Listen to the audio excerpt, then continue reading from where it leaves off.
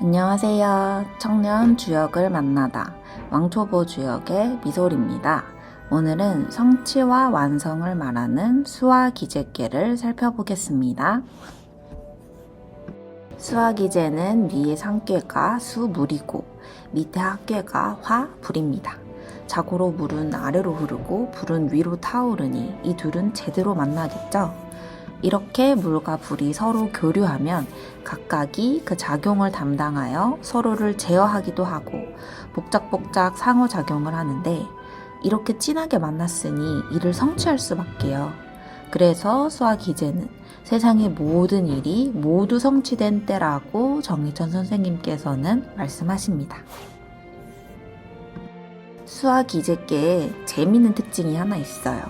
그건 바로 6효의 자리가 모두 정하다는 것입니다. 제가 앞서 설명은 못 드렸지만 각각의 효들은 제 자리가 있어요. 초효의 경우 양효가 오는 것이 정하고 2효는 음효가, 3효는 양효, 4효는 음효, 5효는 양효, 6효는 음효가 오는 것이 정합니다. 그러니까 홀수효들에는 양효가 오는 것이 정하고 짝수효들에는 음효가 오는 것이 정한 거예요.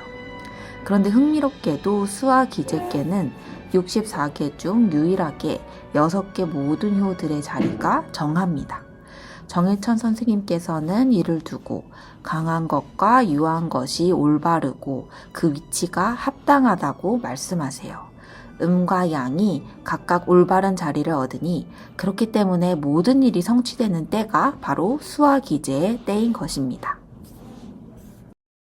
저는 수화기제를 공부하면서 성취와 완성이 다름 아닌 제자리를 찾는 것과 이어진다는 게 재미있었어요.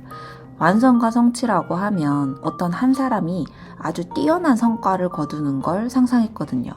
그런데 주역은 탁월함이나 뛰어남을 말하지 않고 다만 제자리를 찾음을 말합니다. 게다가 이는 하나의 주체가 단독적으로 이뤄내는 것이 아니라 각각의 음과 양들이 올바른 자기 자리를 찾아감으로써 성립합니다. 음한 것은 음의 자리에, 양한 것은 양의 자리에 잘 자리하는 것이 곧 완성이라고 주역은 말하는 거예요. 이를 인간사에 적용하면 군자와 소인이 각각 그 본분을 얻고 귀청과 장유가 각각 그 차례를 얻으며 군주는 군주답고 신하는 신하다우며 아버지는 아버지답고 자식은 자식다우며 지아비는 지아비답고 지엄이는 지엄이다우며 형은 형답고 동생은 동생다워 각각 합당한 위치를 얻은 것이라고 말할 수 있습니다. 그러니까 주역이 말하는 완성은 슈퍼히어로 같은 하나의 주체가 혼자의 힘으로 일궈내는 탁월함이 아니라 각각의 것들이 다만 자신의 합당한 자리에 위치하여 그 본분을 다하면서 성립되는 것입니다. 수화기제를 공부하면서 저는 기존에 제가 생각했던 성취와 완성을 다시 돌아보게 되었어요. 몇 달 전에 저는 처음으로 강의를 열었는데요. 첫 강의니만큼 선생님께서 정말 많이 봐주셨어요. 시강을 준비해서 보여드리고 선생님이 주신 피드백을 반영해서 다시 보여드리기를 여러 번 반복하다 보니까 어느 순간 선생님께서는 이제 됐다라고 말씀해 주셨어요. 그만하면 됐다. 드디어 하나의 강의가 완성된 거죠. 그때 저는 무척이나 기뻤습니다. 드디어 하나의 강의를 내가 완성했다고 생각을 한 거죠. 뭔가 내가 대단한 걸 해냈다는 생각도 들었던 것 같아요. 그런데 수화기제를 배운 지금 문득 궁금한 거예요. 당시 선생님께서는 제 강의에서 무엇을 보고 이제 됐다고 말씀해 주신 걸까요? 수화기제의 관점에서 다시 돌아보니 선생님이 당시 해주셨던 모든 조언은 하나의 강의가 강의다울 수 있도록 하는 조언들이었습니다. 그러니까 선생님은 강의자가 강의자다운지 또 수강해주시는 분들은 수강자다울 수 있는지 뿐만 아니라 강의에 쓰이는 강의 자료들까지도 그게 강의 자료다운지를 봐주셨던 거예요. 하나의 강의를 이루는 이 모든 것들이 제 위치를 찾았다고 느껴질 즈음 선생님께서는 이제 됐다라고 말씀해 주신 것입니다. 처음에 저는 강의 자료에 힘을 많이 썼어요.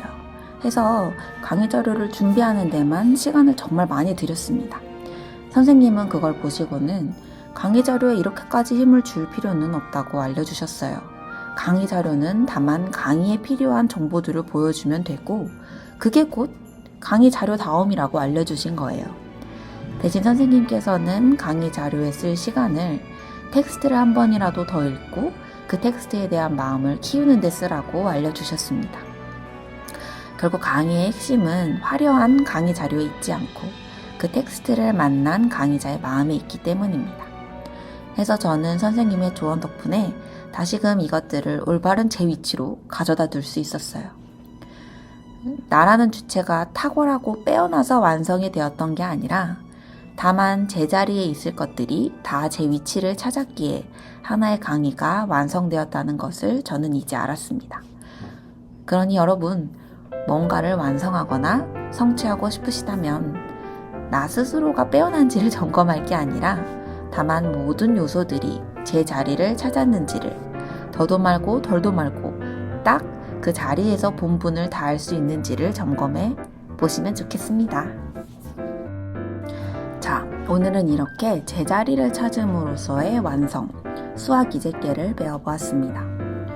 끝으로 한 가지 알아두셔야 할 점은 수학 이제는 주역의 64개 중 끝에서 두 번째 께라는 것입니다. 이상하지 않으신가요? 완성의 께라고 하면 그야말로 마지막 께가 돼야 할 것 같은데 말이죠. 그렇다면 마지막 께는 무엇일까요? 주역의 마지막 께는 화수미제입니다. 미성취, 미완성을 말하는 께예요. 신기하시죠? 왜 주역은 완성으로 끝나지 않고 미완성으로 끝나는 걸까요? 이 이야기는 다음 시간에 조금 더 나눠보도록 하겠습니다. 그럼 다음 시간에는 화수미제께로 다시 만나요. 안녕!